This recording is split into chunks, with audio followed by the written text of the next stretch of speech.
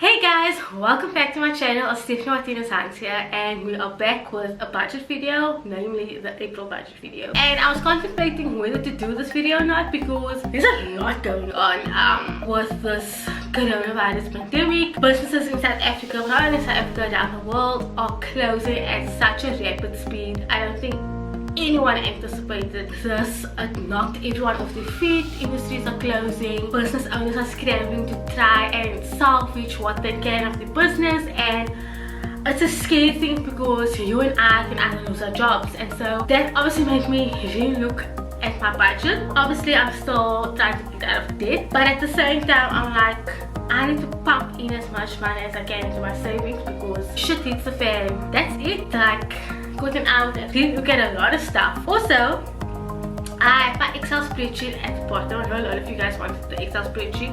It is customizable, so you can customize it however it works for you.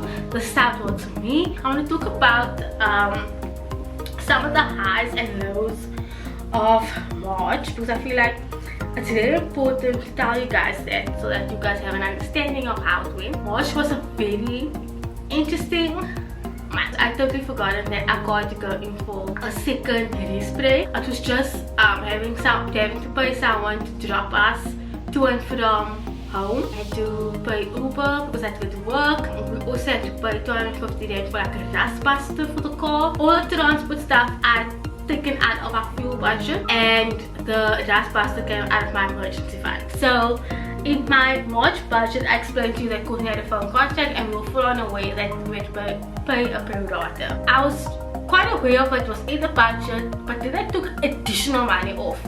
And till this day, I can't tell you what this additional money is. I've been fighting with him. I've been phoning them. Courtney gone back and forth to the store. It's just not the time and energy to fight with him at this stage. Like, I'm full on upset with him. I'm hoping that this month they'll take off the normal amount, the minus the pro rata obviously, and we can move forward. So my grocery bill for some odd reason skyrocketed. I think I spent an additional 300 to 400 there, but I'm not sure if it was because a lot of my bulk items that would last me for like 2 to 3 months all simultaneously will finish at the same time. Also people started stockpiling the last week and a half, which put me in a position of having to buy extra stuff, which is not ideal. Like, I couldn't find chicken, I couldn't find sanitary towels, and when I did happen to find it, I had to buy an additional one of it. Like, because the way people are panic buying, it's affecting not only me but you as well. Some highs. My student loan was supposed to be 150 rand, like that was the balance that I saw, and I was waiting for the money to go off, but funny enough, when my mother and I agreed at the statement because the money goes off her account and I just pay her, they actually owe me 150 rand. So that was a high. We reduced our car insurance. Just to give you a short summary because I don't want this video to be too long. One of the things that I just couldn't understand was that our car insurance kept going up every year. Now, for someone who was not financially literate at the time, and I'm now sort of like educating myself on finances, is that I was just oblivious to the fact that your car insurance go up just like everything else in life goes up. When I started reading Manage Your Money Like a Fucking Clown, best investment still till this day, they were like, listen, your car is depreciating, especially our car. It's a second-hand car and it's depreciating at such an alarming rate, but our car insurance is going up. We went onto hippo.com, I mean hippo.co or whatever, and we found quotes, and we found a cheaper quote, a different service provider obviously, and we went to our service provider and we're like, listen, can you match this? It's the same comprehensive cover that we have, the same access fee that we pay for was literally everything the same at a lower rate. And they were like, nope, they can't. They were like, okay, bye, we cancelled our car insurance and with this provider, and we've gone with another one. Saved 250 rand this month on my car insurance. So if you are seeing that your car insurance is going up, now is probably the time to cut your budget somewhere and start with your car insurance because they are fucking crooks. I cannot say this enough. So let's get into the April budget. For now, I still have both my jobs, which I'm super grateful for. I don't know if I'll have my second job in the next month or two because of businesses that are crumbling, but I'll have to sit one day and just really look where I can cut more. One of the other things you're gonna start noticing as part of my recurring expenses is that we got fiber. Now before you jump down my throat and thinking, why did I get fiber when I'm trying to be debt free and don't want more expenses? Fiber was one of the things that we were talking about since last year, and when we were looking at our bank statement we realized that besides us closely spending on shit and dining out all the time, one of the things that we were spending a lot of our money on was data. And when we looked at what fiber would cost versus how much we were spending a month on data, fiber made total sense. However, for the last 4 months I've been fighting with our body corporate at our complex, because what they do is that when fiber is installed in the complex, they do this agreements with other service providers, and then they up the fee on like how much you would pay per month on fiber, whatever it is that you want. And I was like, I'm not having that, and I chose a service provider that's outside of the scope of the agreement. And yeah, so we only got fiber now after me fighting for so long. It's within my budget and it works for me, and it also works now, especially with me having to work from home because of social distancing. It makes total sense. It's been a big help. We don't spend money at all on data. On recurring expenses is my rent.